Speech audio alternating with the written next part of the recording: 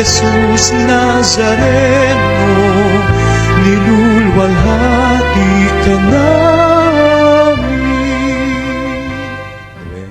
Sa ating nagpapatuloy mga kabombo na coverage dito sa kapistahan ng Jesus Nazareno, mahigit 100,000 katao ang dumalo para sa Misa Mayor o Midnight Mass ng kapistahan ng Puong Jesus Nazareno sa Quirino Grandstand. Ayon po sa pagtaya ng Manila Police District at ng Innovation Integrated Report na Manila Disaster Risk Reduction and Management Office. Pinangunahan po ni Balanga Bishop Rufino Sesco ng Midnight Mass kapalit ni Manila Archbishop Cardinal Jose Advincula.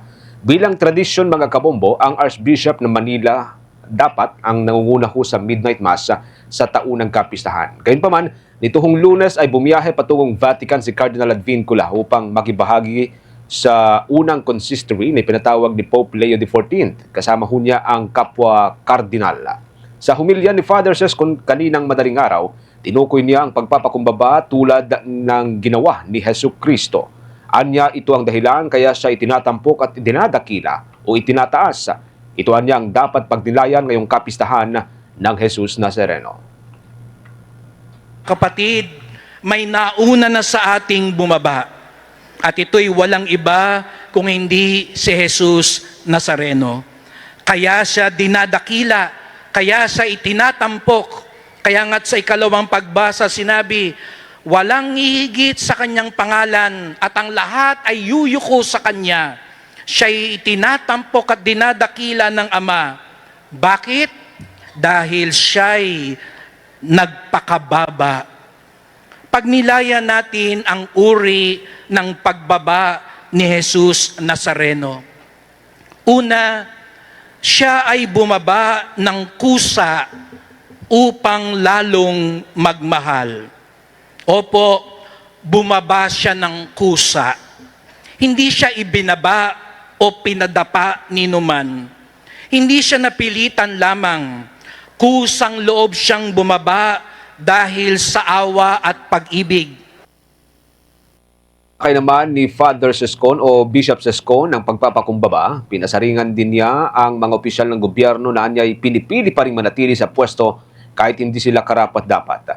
Na kahit wala na silang silbian niya sa gobyerno, ayaw pa rin nilang bumaba sa pwesto. Ba ni Kristo ay hindi bunga ng pagkatalo, kahinaan, o pagkawala ng kapangyarihan. Ito ay malayang pasya ng pag-ibig. Mga kapatid, matuto tayo kay Jesus Nazareno na bumaba ng kusa alang-alang sa pag-ibig. Sa ating bayan ngayon, may mga ayaw bumaba kahit malina at bistado na. Ayaw bumaba kahit pahirap na sa bayan. Ayaw bumaba kahit nagdurusa na ang mga mahihirap. Ayaw bumaba kahit binabaha na at nasisira na ang bayan. Ayaw bumaba kahit hindi karapat-dapat. Lagi pa rin po yan ng humilya ni Bishop Rufino Sescon, mga kabombo, sa ginanap na Misa Mayor o Midnight Mass kaninang hating gabi. For the most trusted source of news and information, visit our website at www.bomboradio.com. Follow us on Bombo Radio mobile app, Facebook, YouTube, TikTok, and X, formerly Twitter. Like, share, and stay connected. Anytime, anywhere.